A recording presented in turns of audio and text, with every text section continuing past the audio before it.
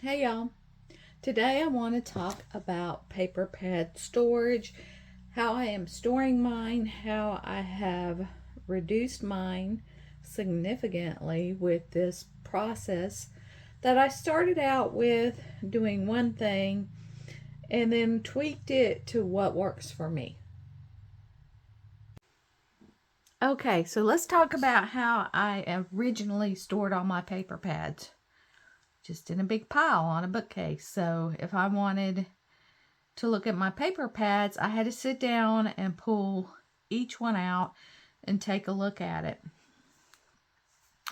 Well, watching Janet on Love RTS, which she still has her channel on YouTube, but she's also on Patreon for $1 a month. If you look back at her YouTube channel, she did, I believe, on there talk about her paper storage, and how she did it was she took photographs of her covers of her paper pads and printed them out, stuck them on a jump ring, and kind of flipped through that when she wanted to pick out a paper pad. So I really liked that idea. So I decided to do something similar. So I pulled my paper pads and I started numbering them up in the corner.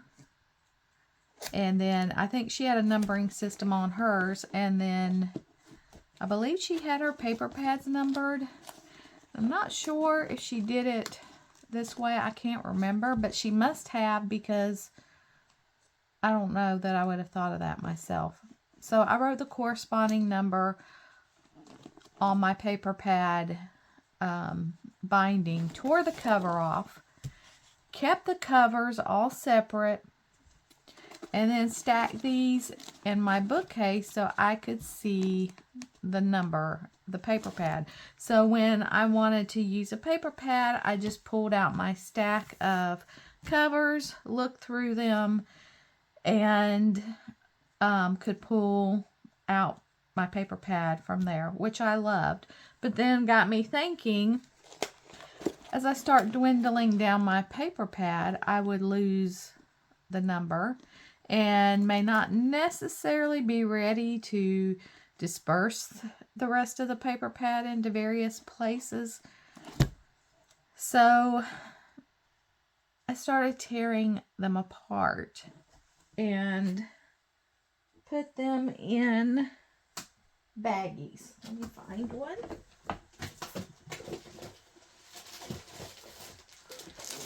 So I would take out my paper pad.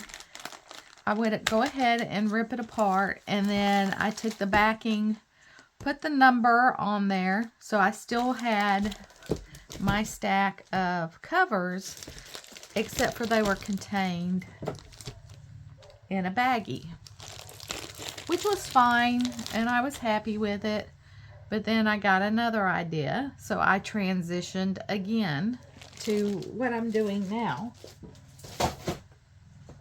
And I purchased these paper holders from Hobby Lobby. They are 12.5 by 12.5 by 1 inch.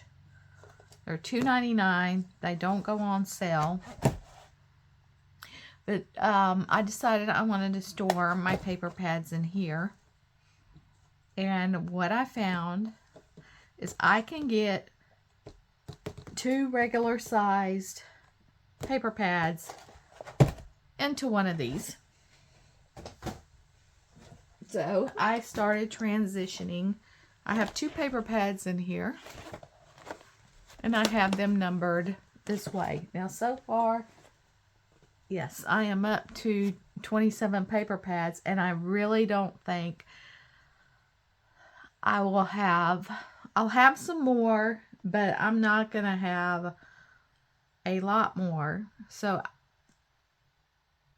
I have a few more down here that I have to put away with, but initially I had 80 paper pads labeled, and I am so far up to 27. So how I come up with my little labels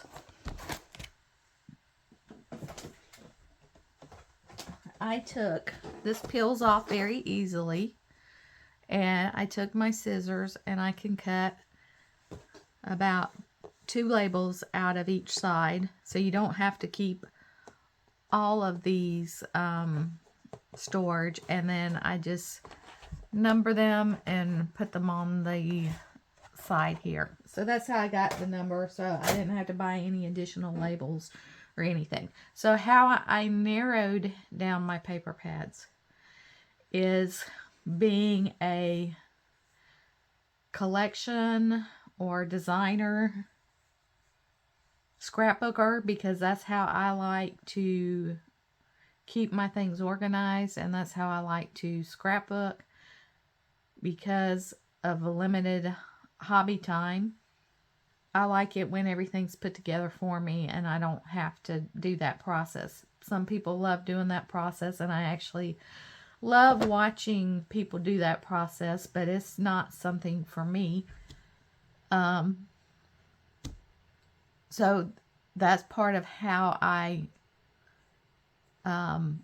decrease my number of paper pads. So, for example,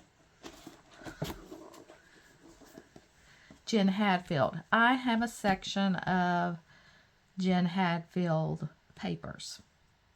So instead of having Jen Hadfield in my loose papers under a Jen Hadfield tab and then have Jen Hadfield paper pads, I tore apart my Jen Hadfield papers and put them with my Jen Hadfield loose papers. I don't need to know that these papers came from Patio Party. That's not important to me. That doesn't matter to me. I just like the fact that all my Jen Hadfield papers are together. Same thing with One Canoe 2. See, this was paper pad number 55. I wanted all my One Canoe 2 papers together because to me they're kind of a specific style and feel to them. So just because this one is Willow doesn't mean I can't take another One Canoe paper pad, and they no longer make paper, and intermingle different collections that belong to One Canoe 2. So I tore apart my One Canoe 2 paper and created a One Canoe 2 tab to put those papers under. Now for something like this, this was just 36 sheets of specialty papers, all browns, burlap, some actual pieces of burlap paper. I would not take this paper pad and make a layout just using these burlap papers. I would intermix them in with other papers. So what did I do with this one? I took this one, tore it apart, and put it into my brown paper category, loose paper category, which my color categories, my goal eventually, I know it may never happen, is to not have my color category papers, because I do collection and designer scrapbooking, but that is where this went. So here was another paper pad in that same situation of city maps. I am not going to make a layout just using map paper. I would use maybe map paper as a background for a layout and mix it in with some other papers. So what did I do? I tore this paper pad apart. This was number 26. I tore it apart and I created a section called maps. So anytime I need or want a map paper, I just go to my map section and pull out what I want. So this was number 78, and this is from Hobby Lobby, and it's called Lumberjack. And would I make a paper, could I make a layout just using papers from this paper pad? Yes, I could. But to me, it is outdoorsy. I couldn't decide between outdoor and mail, so I just put it in outdoor because it doesn't necessarily have to coincide with just being mail themed paper. So I tore this paper pad apart and put it in my outdoor category. And this one was also from Hobby Lobby.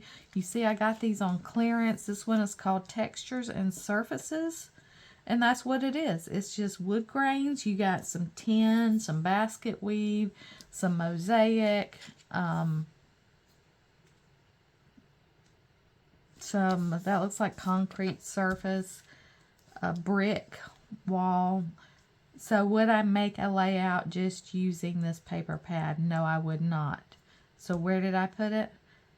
I put it into my background category. So if I need a different background, I can go to my loose papers, because I did tear them apart into individual sheets and put them in my background category. And there were a few paper pads that are going elsewhere, such as this one. This one is from 2006, and I remember I got this when Hobby Lobby first opened in our area. And this is 180 sheets of My Mind's Eye. It's called Everyday Tango by Lisa Cohen. 3 sheets of each design. And the paper is quite thin. Some of it, you know, and look, when it tears apart out of the pad easily. Some of it is, I would say, outdated. I was never a big fan of the paisley print. Some of it is still very cute, and I like it.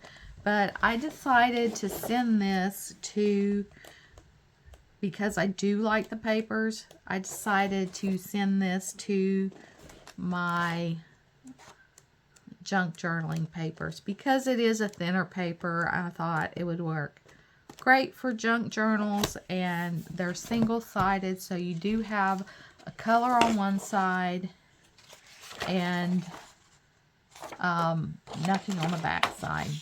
So that is what is happening with some of these older ones that I have, that I know I won't reach for when I make a scrapbook page, but I still do like the majority of the patterns. So this is going to go elsewhere because I want to have a section, or I don't think it'll be in this room, but it'll either be in bins or something, because I don't junk journal a lot, and maybe when I retire I can get more into it. But a lot of times, you know, I'd rather scrapbook my photographs than make a junk journal, unless I am just in the mood to make a junk journal. So that is where a few of my paper pads are going. So that is where I am at on organizing my paper pads, and I think this is my final process for paper pads. So if you see an idea that you really like I started out using a form of what Janet did, and then I kind of put my own little spin to it, and then I put an additional spin to it, an additional spin to it. So I think I'm where I'm good with it, and I won't be changing it up anymore. So if you have a process or something that you see somebody else do that you like, try it, and then you just tweak it to however works for you after you've used it for a little while. So try it, or just try it with a little bit of your product, and don't go all gung-ho and change a whole system of something till you know it's going to work for you. And then just tweak it to what works best for you, because the way we organize and the way we think is different. So what works for one person doesn't work for another. So that is it for today's video. Thanks for watching. We'll see you next time. Bye.